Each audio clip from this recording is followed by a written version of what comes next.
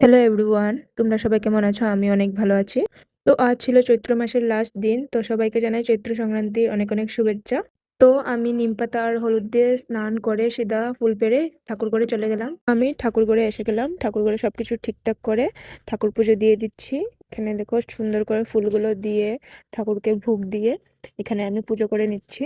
তারপর আরো একটা ঠাকুর ঘরে গিয়ে এখানে সবকিছু ঠিকঠাক করে ফুল দিয়ে সাজিয়ে দিলাম সব ঠাকুরকে। তো আমি আস্তে আস্তে করে সুন্দর করে ঠাকুর পুজোটা দিয়ে দিলাম। আমার ঠাকুর পুজো দেওয়াটা কমপ্লিট হয়ে গেল। তারপর আমার অনেক জোরে খিদে পেয়ে গেল। তো আজ চৈত্র মাসের লাস্ট দিন বলে আমাদের ঘরে সকাল সকাল দই চিড়া মুড়ি খেতে হয়। কার কার ঘরে দই চিড়া মুড়ি খেতে হয় গাইস অবশ্যই জানাবে। তারপর অনেক কিছু সবজি দিয়ে একটা সবজি বানানো হয়। তারপর তিতা করলা বানানো হয়, শাক বানানো হয়। তিতাটা খেতেই লাগে আজকে। তার সাথে টক ডাল আর টকও ছিল, সাথে সজনে ডাঁটাও ছিল।